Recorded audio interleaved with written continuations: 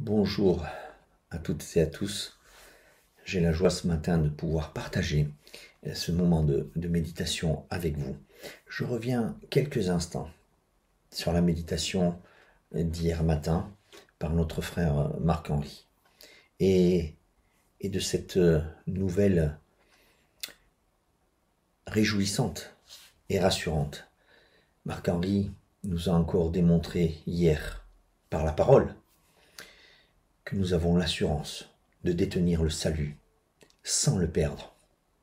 Sans le perdre.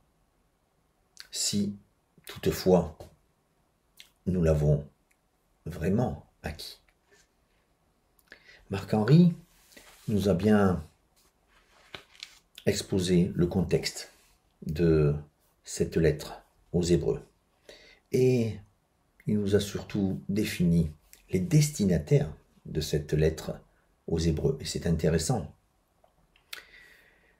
Ces destinataires sont des personnes issues du peuple juif qui avaient cru en Christ et s'étaient convertis.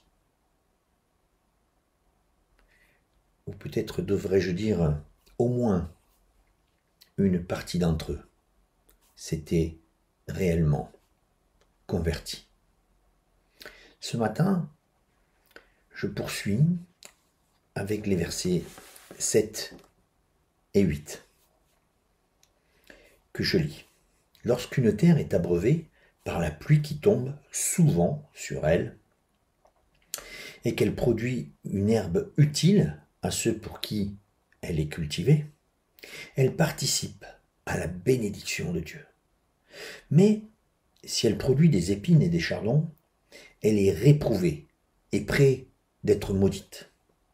Et on finit par y mettre le feu. Voilà les deux versets ce matin. Ces versets nous font abonder sur la méditation d'hier. Effectivement, nous avons cette image d'une même terre, une même parcelle qui est abondamment et régulièrement arrosée et qui pourtant peut engendrer deux résultats différents, deux récoltes différentes, ou plutôt opposées. Le passage nous dit que cette terre est régulièrement arrosée. Et cette image me fait penser à tous ces moments que nous pouvons prendre, vous comme moi, que nous pouvons mettre de côté dans notre cellule, si je fais référence au culte de dimanche dernier, pour prendre du temps avec Dieu, prendre du temps avec la lecture de sa parole. Sa parole nous abreuve, nous nourrit, nous arrose abondamment. Et l'effet de cette parole est immédiat. Celui qui est très souvent arrosé finit par produire une récolte qui est utile au divin cultivateur. Elle est utile au divin cultivateur et par conséquent, elle va participer aux bénédictions de notre Dieu, nous dit le texte.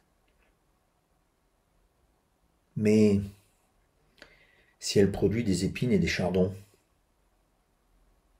le verset termine en disant « on finit par y mettre le feu ». Ces épines et ces chardons ont poussé alors que eux aussi étaient abondamment arrosés. Frères et sœurs, ce matin, je voudrais nous encourager. Nous encourager parce que nous savons que nous sommes arrosés. Arrosés de nourriture, arrosés d'enseignement au travers de la parole de Dieu, arrosés également de bénédiction, car notre Dieu est un Dieu bon et qui bénit. Mais si nous voulons, et c'est mon défi pour chacun de nous aujourd'hui, si nous voulons éradiquer ces épines et ces chardons qui poussent sur cette même parcelle, je nous encourage à croître de manière exponentielle. Si la bonne herbe, si la bonne production, si la bonne récolte croît de manière exponentielle, alors elle étouffe ces épines, elle étouffe ces chardons. Il n'y a plus de place pour eux.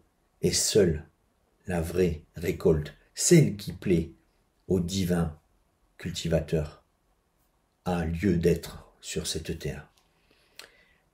La parole de Dieu, à plusieurs reprises, nous enseigne également que, en tant que chrétien, et Jésus lui-même utilisait ces images dans ses paraboles, en tant que chrétien, nous devons porter du fruit, nous devons porter une récolte qui se voit et qui se sait bonne, une récolte de valeur, une récolte qui est utile à celui qui exploite cette terre.